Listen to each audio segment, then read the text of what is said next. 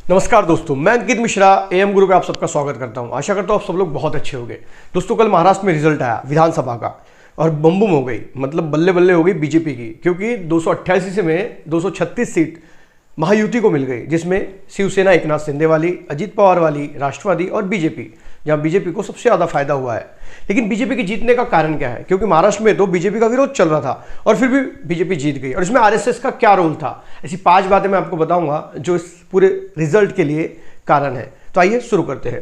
दोस्तों, सबसे पहला कारण जो था वो था लाडली बहन योजना का। जी हाँ, लाडली बहन योजना, जिसे मध्य प्रदेश में लाडली बहना के नाम से जाना जाता है। और मध्य प्रदेश में भी जो विधानसभा का रिजल्ट आया था उसमें इस योजना का बहुत बड़ा योगदान था। महाराष्ट्र में लगभग 2 करोड़ महिलाओं को महीने के 1500 रुपये दिए जाते हैं और ये पैसे बहुत काफ़ी होते हैं वोट लेने के लिए। अब एक प्रकार से देखा जाए तो ये फुकट में पैसे बांटना, रेवड़ी बांटना गलत है, लेकिन रिजल्ट तो बीजेपी के पक्ष में आया है। दिल्ली में शुरू हुआ था तो इन्होंने विरोध किया था, लेकिन चलो ठीक है। रिजल्ट की हम देखें तो लाडली बहन योजना का बहुत बड़ा सपोर्ट है 2 करोड़ महिलाओं को। अब इसमें बात आती है कि महायुति ने भी कहा था, मतलब महाविकास आघाड़ी ने भी कहा था कि हम भी पैसे देंगे, लेकिन इन्होंने तो दे दिया ना लगभग 4 महीने। और दिवाली में तो इलेक्शन आने के पहले ही लोगों के अकाउंट में पैसे पहुंच गए। वाह क्या बात है, योजना इतनी फास्ट, जबरदस्त। दूसरा कारण देखते हैं हम। दूसरा कारण है आरएसएस, क्योंकि वो आया, अकेले में आया, ना श्रेय लेने की इच्छा, अपना काम किया और शांति से चला गया। उसका सिर्फ एक ध्येय था, माता भारत को वैभव पर ले जाना है, माँ भारती का वैभव बढ़ाना है। और आरएसएस ने इतने शांत तरीके से काम किया कि लोगों को भनक भी नहीं लगी। इनकी पूरी टीम को बनाया गया, मोटिवेट किया गया। देवेंद्र फडणवीस ने खुद आरएसएस से बात की थी, क्योंकि लोकसभा में आरएसएस ने जिस प्रकार से पल्ला झाड़ा और लोकसभा का रिजल्ट आप देख सकते हैं। लेकिन महाराष्ट्र विधानसभा में आरएसएस ने पूरा सपोर्ट किया बीजेपी को और पोलराइजेशन कारण पूरा का पूरा वोट मिल गया बीजेपी को। जी हाँ दोस्तों, हिंदू लोगों को बताया गया कि आपको हिंदुओं को वोट देना है और कहीं ना कहीं मुस्लिम विरोधी भावना पैदा हुई और लोगों को ये लगा कि हमें बीजेपी को वोट देना चाहिए और लोगों ने भर कर बीजेपी को वोट देना शुरू किया। और आरएसएस ने इसने बहुत काम किया है, क्योंकि आरएसएस के लोग गांव खेड़े तक पहुंचे हुए हैं और इनकी टीम गांव तक जाके लोगों को मोटिवेट करती है। और आरएसएस के कारण ही जागो अभियान के तहत लोगों को यह बताया गया कि वोट डालिए, कुछ करें या मत करें, लेकिन वोट जरूर डालिए। और वोट का जो परसेंटेज बढ़ा है वो कहीं ना कहीं बीजेपी के समर्थन में ही काम आया है और बीजेपी को इसका बड़ा फायदा मिला है।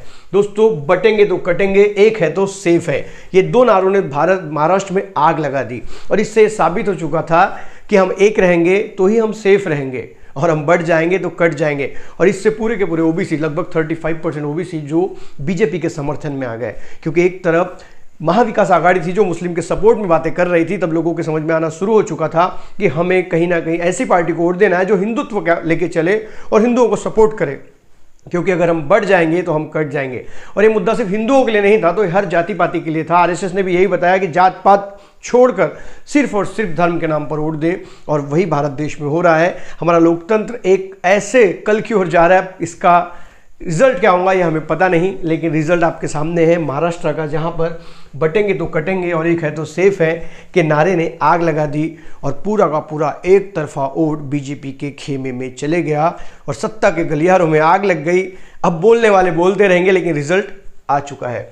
उसके बाद जब बात आती है वो आती है देवा भाव की। जी हाँ दोस्तों, देवेंद्र फडणवीस, दो बॉस बोलूंगा मैं, जिन्होंने खूब मेहनत की। मनोज जरांगे पाटिल जो कि मराठा आरक्षण को लेकर देवेंद्र फडणवीस के ऊपर लगातार टीका कर रहे थे, लेकिन देवेंद्र फडणवीस ने कभी मनोज जरांगे के विरोध में कोई स्टेटमेंट नहीं दी, बल्कि वो ये बताने में लगे रहे कि उनके पार्टी की जब सत्ता थी उन्होंने मराठाओं को आरक्षण देने के लिए क्या क्या किया और किस प्रकार से बहुत सारे 1 लाख से ज़्यादा मराठाओं ने ओबीसी में शामिल हो चुके हैं कागज पत्र दिखाकर। तो उन्होंने पूरे तरीके से अपने पूरे कैंपेन को चलाया और नरेंद्र मोदी और अमित शाह ने भी देवेंद्र फडणवीस की बहुत बार तारीफ की। और देवेंद्र फडणवीस का यहाँ पर लोहा मानना चाहिए कि उन्होंने जो कहा था कि पानी वापस जाता देख, किनारे पे घर ना बना लेना, मैं लौटकर जरूर आऊँगा क्योंकि मैं समंदर हूँ। और वो लौटकर आ चुके हैं, क्योंकि बीजेपी की इतनी बड़ी मात्रा में सीटें आई है तो निश्चित तौर पर देवेंद्र फडणवीस ही महाराष्ट्र के मुख्यमंत्री होंगे। अब बहुत अच्छा इंपॉर्टेंट पॉइंट आता है, वो है डेवलपमेंट। दोस्तों, जब से 2014 में बीजेपी की सरकार आई है उसके बाद हमारे पूरे देश में बड़ी सिटीज़ में ब्रिज बनने की लहर सी आ गई है। नितिन गडकरी कंटिन्यू काम कर रहे हैं और आपको जानकर हैरानी होगी कि लोकसभा इलेक्शन में भी जो बीजेपी की सीटें आई हैं मेंबर ऑफ पार्लियामेंट की, वो ज्यादातर शहरी भागों से आई है, क्योंकि शहरी भाग बीजेपी को वोट देता है, क्योंकि बीजेपी ने डेवलपमेंट किया है। तो पूना की पूरी सीट बीजेपी को मिली। इवन शिवसेना का जो गढ़ है मुंबई जिसको हम कहते हैं, वहां पर भी बीजेपी को बहुत सारी सीट मिली है। और इसलिए आने वाले समय में महानगर पालिका के चुनाव में ये एक अलर्ट की बेल है शिवसेना के लिए कि इतनी सीटें बीजेपी डेवलपमेंट के नाम पे ले रही है। और बाद में हिंदुत्व का मुद्दा भी बीजेपी से जुड़ा हुआ है, जिसके कारण बीजेपी कंटिन्यू हर स्टेट में अपने आप को साबित कर रही है। और इनका जो प्रचार करने का, कैंपेन करने का तरीका है, ये पूरे तरीके से बदल चुके हैं और ये पोलराइजेशन कर रहे हैं। मतलब ये कि पूरे हिंदुओं को एक मंच पे लाने में ये कामयाब हो चुके हैं और ये बताने में कामयाब हो चुके हैं कि अगर हम बटेंगे तो हम कटेंगे। वीडियो अगर अच्छी लगी तो वीडियो को लाइक करें, अपने दोस्तों से शेयर करें। मिलेंगे अगले वीडियो में, तब तक के लिए अलविदा। जय हिंद, वंदे मातरम।